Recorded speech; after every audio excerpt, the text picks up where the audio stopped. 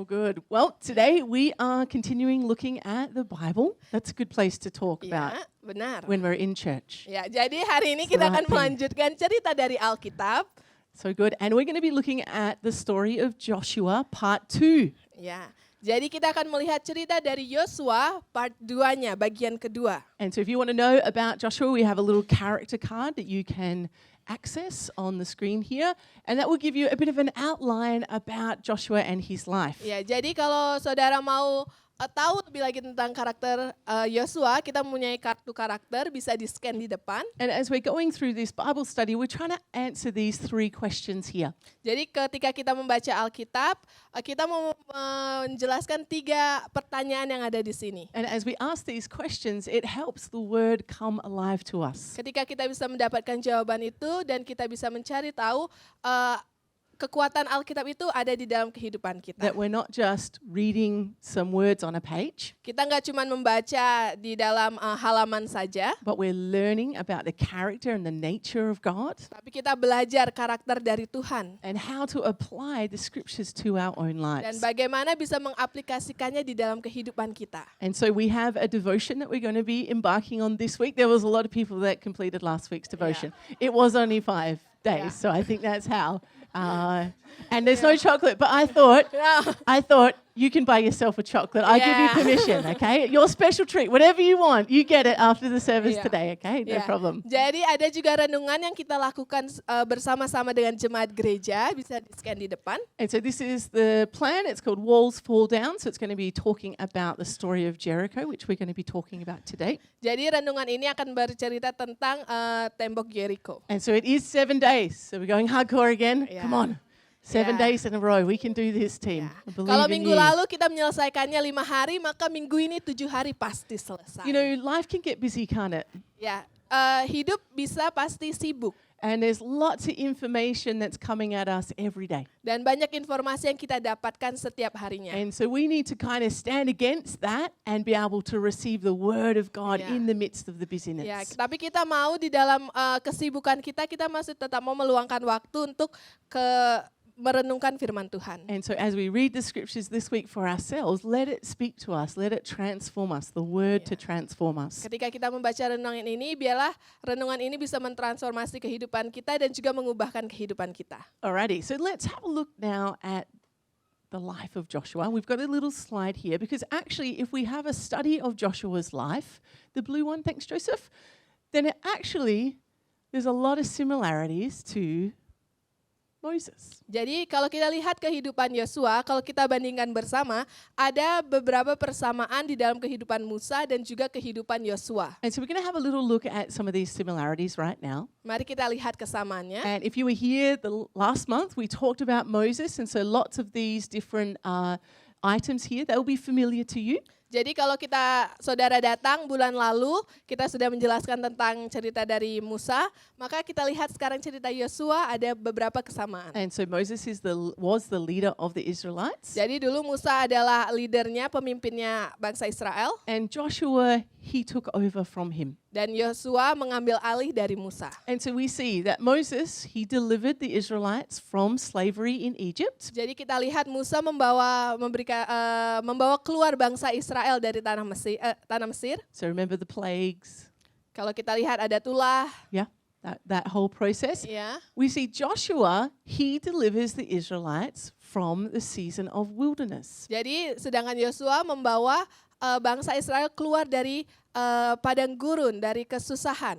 And we see that God uses Joshua and his leadership to take them out of that wilderness season. Jadi kita bisa lihat Yosua membawa mereka keluar dari padang gurun itu, kesulitan mereka. Where they were wandering around through the desert for 40 Ya, years. jadi mereka terus memutar-mutar di padang gurun selama 40 tahun. And so there's more similarities. God speaks to Moses at the beginning through a burning bush to get his attention. Kalau kita lihat, Tuhan berbicara kepada Musa melalui semak belukar yang terbakar. And he says these words to Moses in Exodus chapter 3 verse 5, "Take off your sandals, for the place where you are standing is holy ground. Jadi kalau kita lihat di Keluaran 3 ayat 5 dikatakan, lalu ia berfirman, janganlah datang dekat-dekat, tanggalkanlah kasutmu dari kakimu, sebab tempat di mana engkau berdiri itu adalah tanah yang kudus. Now Joshua has a similar moment where God speaks to him.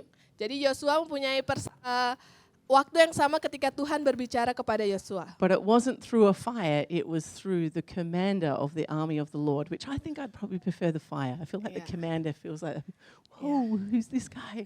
Kalau Musa melalui semak belukar yang terbakar melalui api, kepada Yosua Tuhan berbicara kepada komander daripada Tuhan, prajuritnya Tuhan. And in Joshua 5 verse 15, the commander of the Lord's army says, take off your sandals. Sound familiar? For the place where you are standing is holy. And Joshua did so.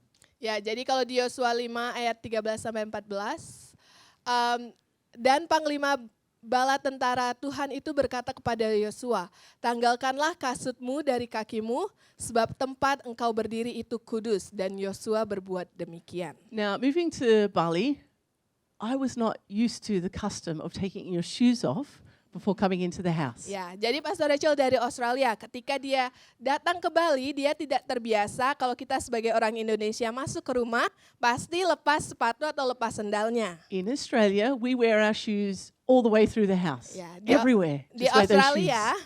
ketika masuk ke rumah, mereka pakai alas kakinya di area manapun di dalam rumah itu. And there's no inside shoes. It's just the shoes we're wearing outside, where we wear inside. Yeah. Which now, thinking about it, it's like, oh, that's gross.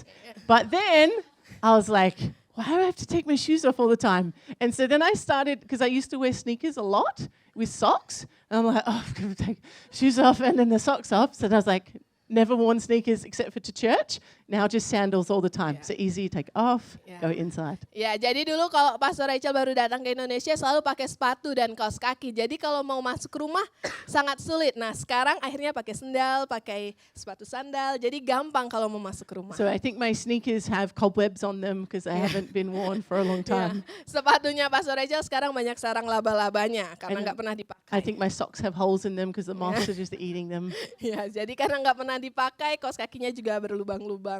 I do remember in January when I went back to Oz, I had some all-star Converse shoes on with high, so a lot of laces. So I was like, I'm not taking it off, it's too hard. And I walked around the house, and then just after like a couple of minutes, I was like, I can't do it, and I had to take them Yeah. off. And like my sister's totally fine, she's all good. She's like, why do you need to take your shoes off? It's fine, you can wear them in the house. But it was Yeah. just, I've turned to the holy place, to the holy way. I've gone to the holy way. Ya, Ya. jadi bulan Januari waktu Pastor Rachel pulang ke Australia, dia pakai sepatu Converse yang tinggi.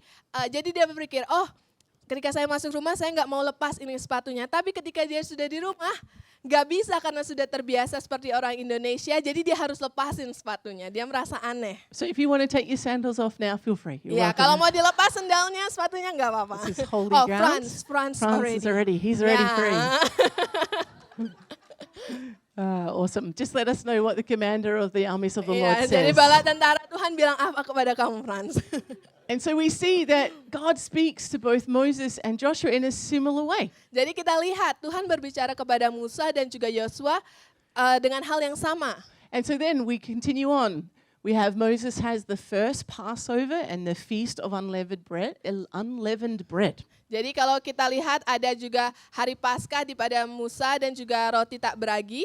And so that was when God delivered them from the firstborn children all being killed during the plague time. Jadi ketika itulah di mana setiap anak pertama meninggal, mereka merayakan itu. And we see the Israelites, after they cross over the Jordan River, they celebrate the Passover. Ya, ketika bangsa Israel keluar menyeberangi Sungai Yordan, mereka juga melakukan hari raya Paskah. And so we see there's the parting of the Red Sea. Jadi kalau kita lihat di Musa, mereka membelah Laut Merah. And so we remember Moses held out his staff, and then the winds blew, and then the water was pushed back so that they could walk across on dry land. Ya, kalau kita lihat Musa membelahnya dengan tongkat sehingga terbelah. But we also see that Joshua has a similar experience with the Jordan River. Tapi kita lihat dari cerita Yosua menyeberangi sungai Yordan ada kesamaan juga. And so it's interesting though that the experience is a little bit different. Jadi walaupun sama tapi ada beberapa hal yang berbeda. This time God requires them to take a step of faith. Kalau di sini Tuhan meminta mereka untuk melangkah dengan langkah iman. It wasn't just obeying, lift up that staff and cause the seas to part. Enggak cuman kayak taat, kalau Musa dia harus taat untuk membelah laut itu, tapi kepada Yosua Tuhan bilang untuk ambil langkah iman. God asked Joshua to get 12 men from the tribes of Israel, one from each tribe. Jadi kita lihat kepada Yosua Tuhan bilang untuk mengirimkan setiap suku perwakilan dari suku 12 suku yang ada. And so they were to carry the Ark of the Covenant, which is not from the movie. What's it called? Ya. You know the one I'm talking about? Yeah, what's the jadi- movie? Riders of the Lost. What is that called? What is that series called? Indiana Jones. There we Yeah. go. Got it. We Dari got it. It's not 12 that. suku itu harus bawa tabut perjanjian. He's movie buff back there. So the Ark of the Covenant, it contained the commandments, the 10 commandments, the stones, Ya, tabut perjanjian itu ada perintah Allah and also Aaron's staff dan juga Harun, barang-barang Harun and some manna. dan juga mana.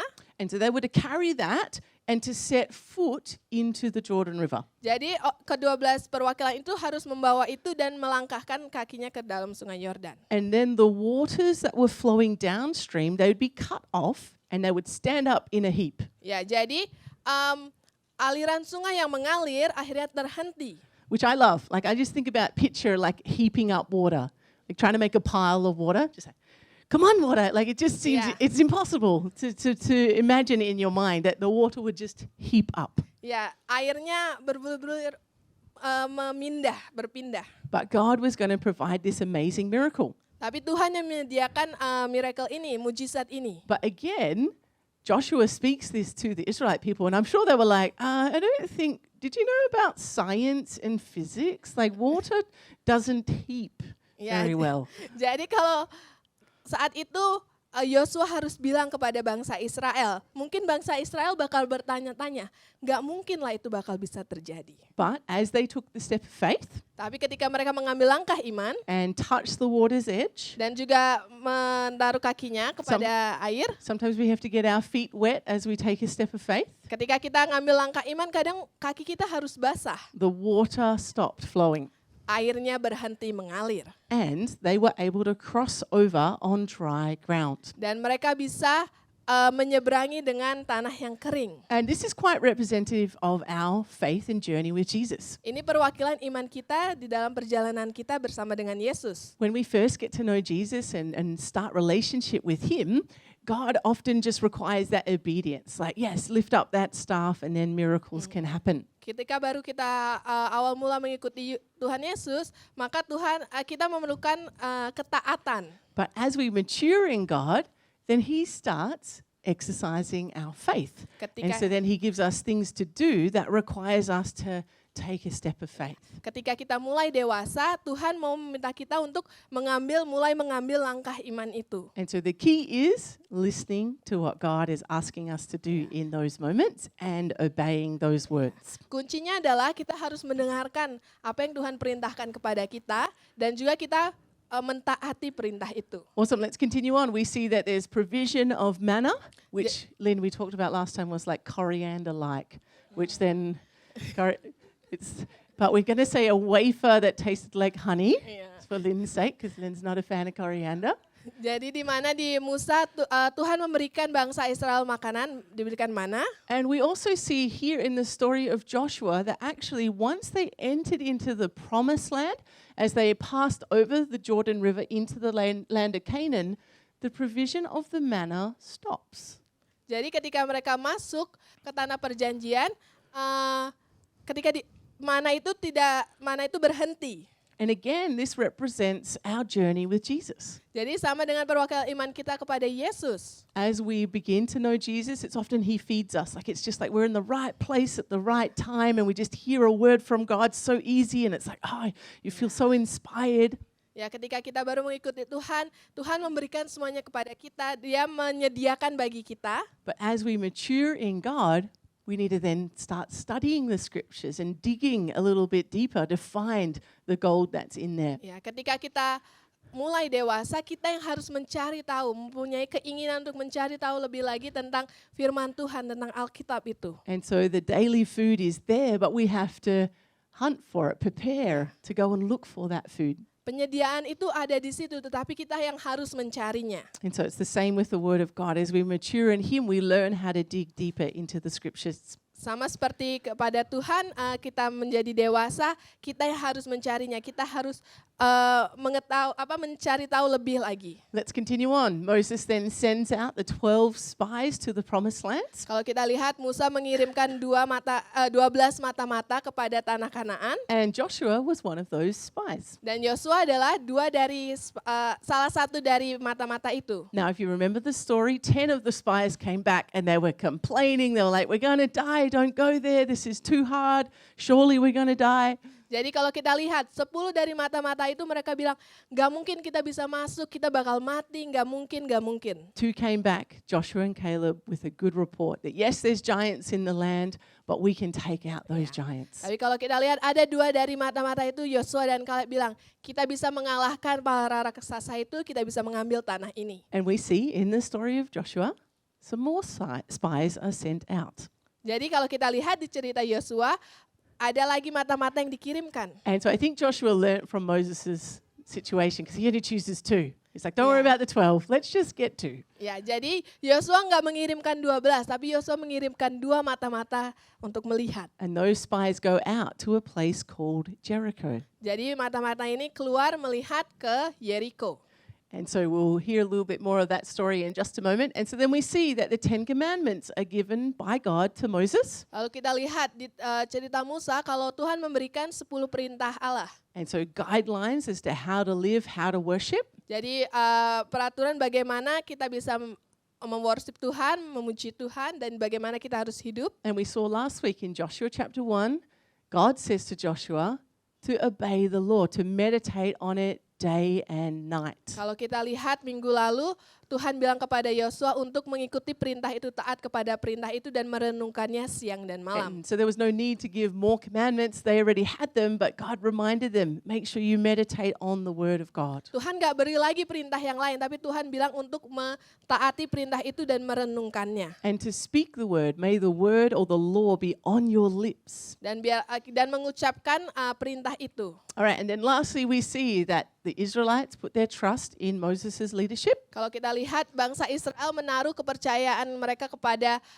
kepemimpinan Musa. Exodus chapter 14 verse 31. And when the Israelites saw the mighty hand of the Lord displayed against the Egyptians, the people feared the Lord and put their trust in him and in Moses his servant. Di Keluaran 14 ayat 31 dikatakan ketika dilihat oleh orang Israel betapa besarnya perbuatan yang dilakukan Tuhan terhadap orang Mesir, maka takutlah bangsa itu kepada Tuhan dan mereka percaya kepada Tuhan dan kepada Musa hambanya itu. And the same thing happens with Joshua and his leadership. In Joshua chapter 4 verse 14, dan juga hal yang sama terjadi kepada kepemimpinan Yosua. that day the Lord exalted Joshua in sight of all Israel, and they stood in awe of him all the days of his life, just as they had stood in awe of Moses. Dikatakan di Yosua 4 ayat 14, pada waktu itulah Tuhan membesarkan nama Yosua di mata seluruh orang Israel, sehingga mereka takut kepadanya seperti mereka takut kepada Musa seumur hidupnya. So let's put that slide back up,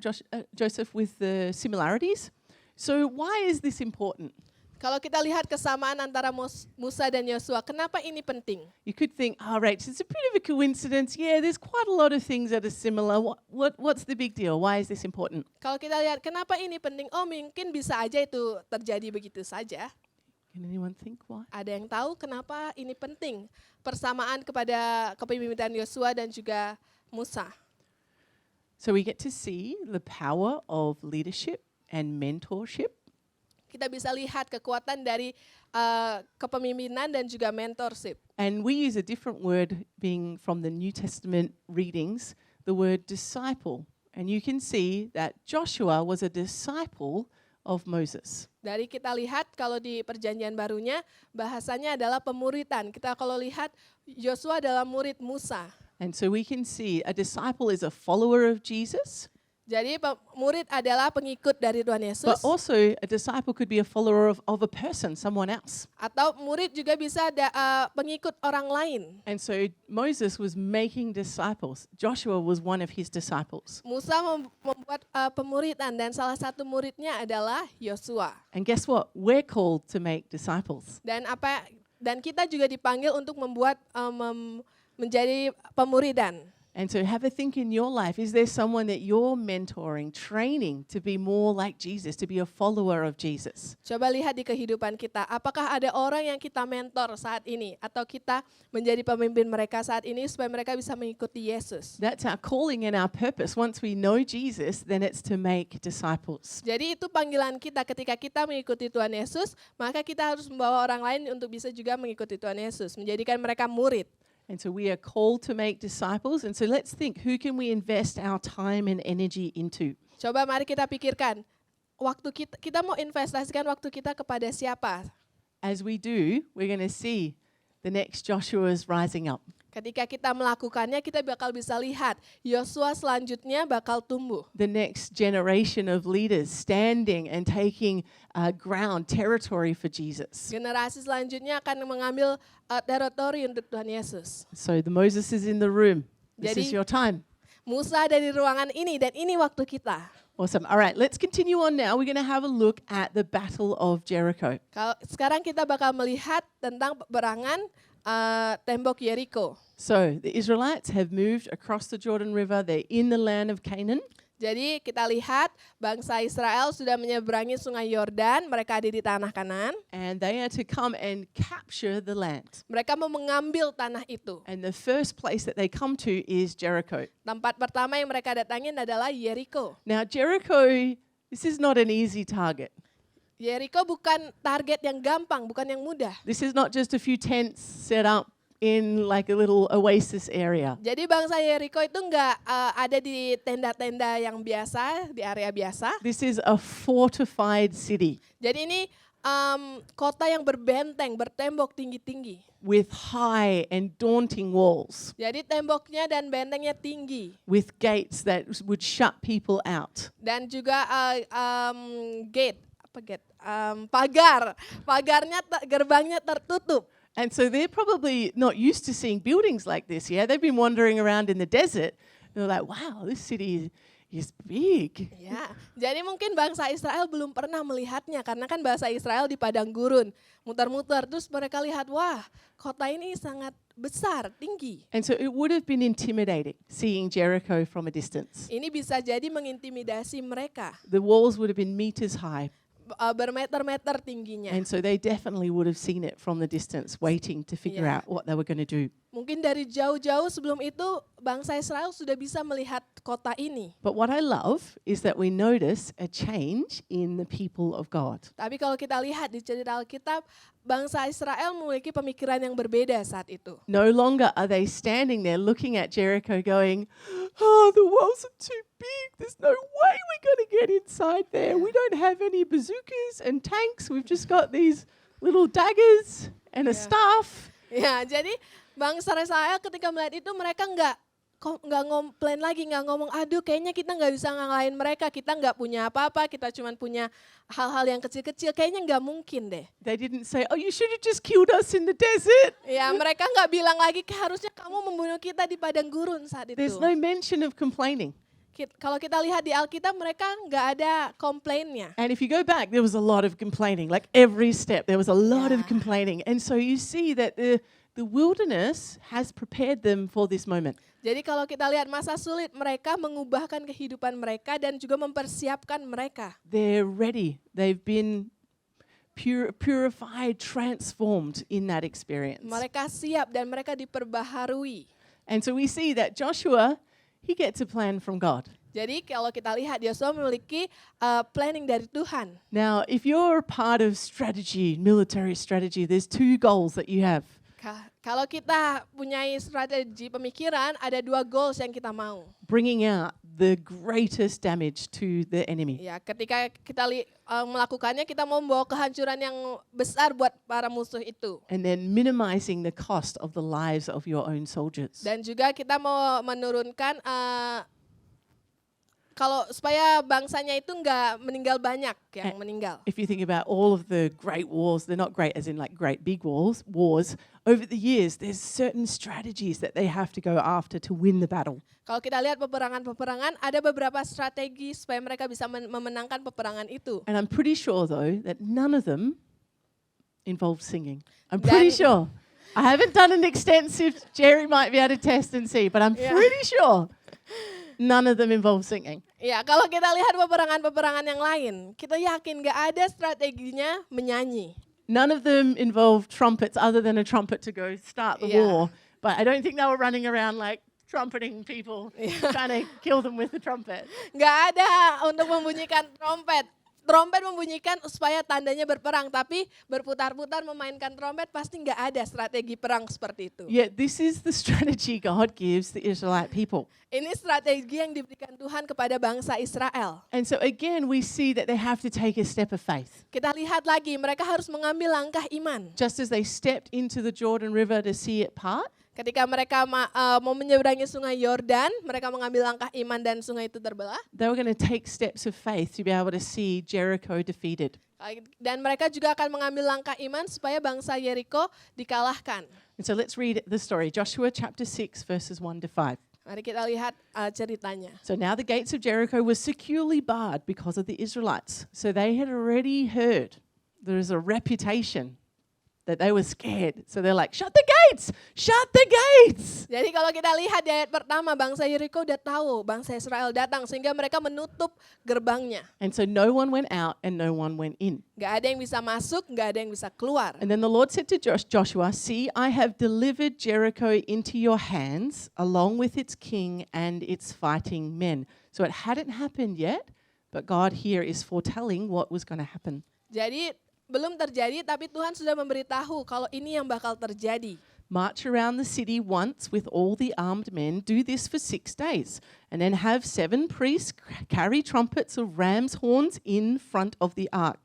On the 7th day, march around the city 7 times with the priests blowing the trumpets. And when you hear them sound a long blast on the trumpets, have the whole army give a loud shout.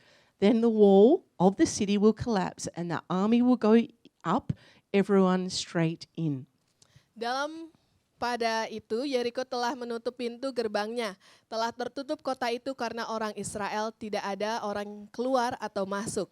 Berfirmanlah Tuhan kepada Yosua, ketahuilah, aku serahkan ke tanganmu Yeriko ini beserta rajanya dan pahlawan-pahlawannya yang gagah perkasa. Haruslah kamu mengelilingi kota itu, yakni semua prajurit harus mengedari kota itu sekali saja. Demikianlah harus engkau perbuat 6 hari lamanya. Dan 7 orang imam harus membawa 7 sangkakala tanduk domba itu di depan tabut. Tetapi pada hari itu yang ke-7, 7 kali kamu harus mengelilingi kota itu, sedang para imam meniup sangkakala. Apabila sangkakala tanduk domba itu panjang bunyinya, dan kamu mendengar bunyi sangkakala itu, maka haruslah seluruh bangsa bersorak dengan sorak yang nyaring, maka tembok itu akan runtuh. Lalu bangsa itu harus memanjatnya, masing-masing langsung ke depan. So I can just imagine, I don't know if you at school, if you were scheming something against the teacher, it'd be like a little conversation like, like that, it's like scheming. Ya, jadi kalau kita di sekolah kadang-kadang kita suka berbisik-bisik diam-diam memikirkan sesuatu untuk dilakukan. Jadi kalian pasti kayak, jadi kita bakal. So I can just picture the Lord going, Joshua, come here. Ya, kita bisa pikirkan, Tuhan bilang, Yosua sini. Got a plan. Kita punya rencana. Okay. Get the men. Panggil laki-laki. Walk around Jericho. Mengelilingi Yeriko. You know those horn trumpets they've got? Probably just give them a bit of a blast as you're running around, walking around. Jadi ada sangkakalanya kan, bunyikan itu. But don't make any noise. Tapi jangan ribut-ribut, jangan no yang talking. lain. Jangan Not like, ngomong. wow, that wall's really big. No talking as you're jangan walking ngomong, around. jangan ribut, diam-diam aja. Okay, do that for 6 days. Ya, 6 jadi days. lakukan 6 hari aja, oke? Okay, 7th day, hari ke-7, 7 times. 7 kali. All right, and then keep playing that trumpet, but then a really long trumpet, and then shout, and then everything. Ya, jadi bunyikan trompet itu panjang bunyinya, baru kalian Okay. berteriak. You got that? Ngerti? And then Joshua would have been like, when do we use the machine guns? Mungkin Yosua berpikir, terus kapan kita pakai mesin-mesin yang kita punya ini? So basically, God has asked him to do this impossible. Like it's ludicrous that you would even like. They might as well have just like rocked up with, I don't know, flowers and said, "Give me that building," and then it fall down. Ya. Like, Jadi mungkin mereka berpikir, kok kayak gini? Masa iya sih bakal itu bisa terjadi? and yet Joshua steps out and obeys. Dan yang Yosua lakukan adalah mengikuti dan taat apa yang Tuhan kasih. If he's learned anything during the process of Egypt, during the wilderness, is that it's better to obey. Ya, dia belajar banyak hal, yaitu untuk taat. And I love it. Joshua goes and then says the plans to the people. Ketika Yosua mendengar itu, dia berkata kepada orang-orang Israel, bangsa Israel, ini yang bakal kita lakukan. And the people joined in. Dan bangsa Israel itu mengikutinya. There was no complaining. Gak ada komplain. Why the trumpet, the horns? I want to play the saxophone. Like, really, why does it there was no questioning, no complaining. Bangsa Israel nggak ada yang bertanya, kenapa harus sangkakala? Kenapa nggak saksofon aja? Kenapa nggak piano atau yang lain? Nggak ada mereka bertanya. And so then they actually had to do it. Jadi mereka melakukannya. So the first day they're probably like, yes, oh good, we're just gonna go for a walk. No talking, just the trumpet. Ya. Jadi I hari don't know, pertama those trumpets pasti are really. mereka berjalan-jalan Those trumpets sound like. mengikutinya. Ya. That's probably what it sounded like. And so Trompetnya berbunyi seperti itu. they do the first day. And I reckon they can see the people up the top of the wall. The people at the top of the wall are looking down at them. They look really scared, and you're like, oh yeah, we're going to take these guys Iya. out. Jadi mungkin ketika mereka berjalan, orang Yeriko itu berdiri di atas benteng mereka. So these are trained men, ready for war. Jadi orang-orang yang di training ini udah siap berperang. And then day 2, Hari kedua, another walk around. jalan lagi. And I feel like there could be a lot of things going through their heads because they're not allowed to talk, right? So there's no Yeah. discussion. So they're going to be thinking, what's going on in this space? Ya, jadi kan mereka nggak boleh berbicara, mereka nggak boleh bisik-bisik atau yang lain. Mungkin mereka berpikir di dalam pikiran mereka, kita ngapain sih? I feel like it could be two things. Like they could be really realizing like, wow, that wall is really big and that's a long walk around Yeah. there. And is that a spear? Like are they trying to Yeah. get us? Mungkin di pikiran mereka, wah temboknya tinggi ya, lihat ada orang-orang yang itu loh. Or they might be thinking, let me at him. Come on, I'm ready to take him out. Yeah. Let's go now. Atau mereka berpikir, ayolah kita perang aja, kita udah siap ini. And yet God's like, no, another day. Tuhan bilang, enggak, ayo satu hari lagi jalan lagi. Okay. And so we think about our walk and journey with Jesus. Kita pikirkan perjalanan kehidupan kita bersama dengan Yesus. We think about how God's like, read the word and meditate on it day and night. Tuhan bilang, renungkanlah firman itu pagi dan malam. And God's like, pray, seek my face in the morning, seek my face in the day. Carilah wajahku di pagi hari, siang hari dan malam hari. And we can think, no, but I did that yesterday. Like the Kita- first day, I did that on the first day I prayed for 10 minutes. It was awesome. Kita bilang sama Tuhan, Tuhan aku udah cari engkau kemarin loh, udah 10 menit kemarin. But there's something about the discipline of the habit, consistency, that brought about the victory. Ya ada disiplin dan juga konsisten yang membawa kemenangan itu. And I actually think this was probably a test of the Israelites. Dan ini tes bagi bangsa Israel. Because God could have totally just said, no worries. Because in other battles later on, they just go in, take the land in one day. But there was something about this test to see if they would be obedient fully to the end. Kalau kita lihat perang-perang yang lain, mereka bisa aja langsung ambil tanah itu dan menang. Tapi Tuhan lagi tes mereka, apakah mereka mau taat? And so day 4, I'm sure Hari they'll be like, keempat, my udah legs, capek mereka muter-muter kan? legs are getting a bit sore. I Ya, twisted udah my ankle on the pegel-pegel. rubble. Kesleo tadi pas jalan. And I'm sure they'll be like, oh, do we have to keep walking? Like, why do we have to keep walking now? But they're not complaining because they're not complaining. Yeah. But they're probably thinking it. Like, when do we get to win this battle? Jadi mereka mungkin di pikiran mereka berpikir, kapan kita memenangkan perang ini? But there was something about the consistency, the obedience, day by day. ada konsisten setiap harinya. That was what brought about the victory Dan in the end. itu yang membawa kemenangan pada akhirnya. I wonder what would have happened if on day 5 they just were like, stuff it. Let's just sound that trumpet and give a shout and see what happens. Kita nggak tahu apa yang terjadi kalau misalnya di hari kelima mereka langsung membunyikan sangkakala itu. We don't know because they don't do that. They obey to the very end. Kita nggak tahu karena mereka mentaati perintah Tuhan. Mereka mengikutinya sampai hari terakhir. And so it's a good encouragement for us that we just got to keep pressing forward. Penguatan bagi kita tetap terus setia. Keep being consistent, coming to church, being part of community. Konsisten untuk datang ke gereja, menjadi bagian dari komunitas. Keep stepping out in faith. Tetap melangkah iman. Obeying the Lord day by day. Taat kepada perintah Tuhan setiap harinya. And watch and see what God is going to do in our midst. Dan lihat apa yang Tuhan akan lakukan bagi kehidupan kita. Now we might not have physical Jericho battles to face. Kita mungkin secara fisikal nggak ada benteng Jericho yang ada di depan kita. But we can have barriers. We can have restrictions in our life. Kita mungkin ada batasan di dalam kehidupan kita. Sometimes that's sin or temptation. Kadang mungkin dosa atau godaan. It could be a mindset barrier that we're battling against. Atau pemikiran kita, mindset kita. Or certain emotions. Atau emosi yang ada di dalam diri kita. Unforgiveness.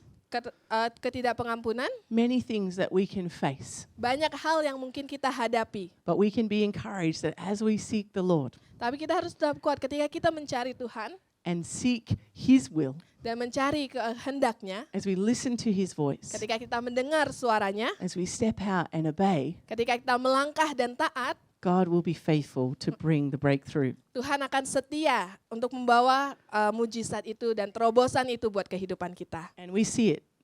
On the 7th day, they got up at daybreak and marched around the city 7 times. We should do it really fast. Yeah. No, that's right. I'm not that fit. Jadi kalau kita lihat di hari ke-7 mereka membunyikan sangkakalanya. Mereka berjalan 7 kali. 7 times in one day. 7 kali dalam satu hari. And then the 7th time around, when the priest shouted the trumpets blast, and Joshua commanded the army, shout, for the Lord has given you the city.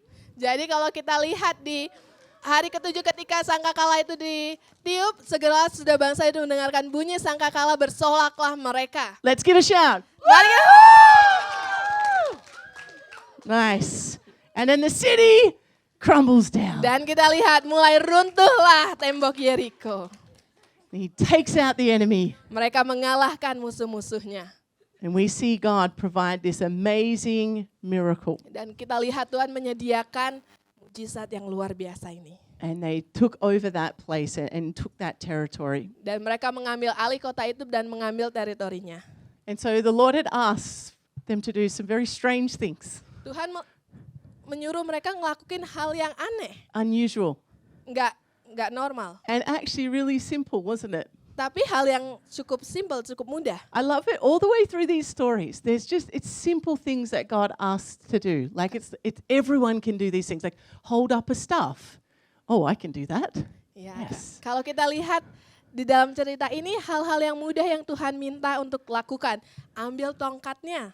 Go for a walk. Jalan mengelilingi. I got that. I can do that. Saya bisa melakukan itu. Play the trumpet. Maybe not that one, but you could still play it. It just might not sound very good. Ya, bunyikan sangkakala. Mungkin kalian bisa, tapi mungkin ya suaranya ya miring-miring. Sometimes we can dismiss the simple things, the easy things. Like, why don't you just get up and pray every day 5 minutes for your marriage? Kadang kita lupa hal-hal mudah yang bisa kita lakukan. Kita bisa bangun, meluangkan waktu di pagi hari 5 menit untuk mendoakan pernikahan kita. Why don't you, as you're on the way to work on the bike, listen to a worship song just with one ear so you can still hear what's going on, and sing to God. Ketika kita berangkat kerja di motor, kita bisa dengar lagu pujian penyembahan dan kita memuji Tuhan. Making a journal, being Buat thankful jurnal. every day, writing down things that you're thankful for. Kita bikin jurnal, kita mengucapkan terima kasih apa yang kita syukuri hari itu. These things seem simple, Hal ini kalau kelihatannya mudah, and you're like, how can this make a difference? mungkin kita berpikir bagaimana mungkin ini membuat perubahan. But an act that's done in faith and obedience to God can move mountains. Ketika kita mengambil langkah iman dan juga taat kepada suara Tuhan, bisa memindahkan gunung. And so maybe there's an impossible situation that you're facing right now. Mungkin ada situasi yang mustahil yang kita dihadapkan kepada kita saat ini. May this story encourage you that actually don't give up. Biarlah cerita ini menguatkan kita jangan menyerah, Keep being consistent. tetap konsisten, Keep showing up. tetap datang, Keep obeying. Stay in that place of faith. tetap taat dalam langkah iman itu. And those walls are going to come down. Maka tembok itu akan runtuh In Jesus' name. di dalam nama Yesus. All right.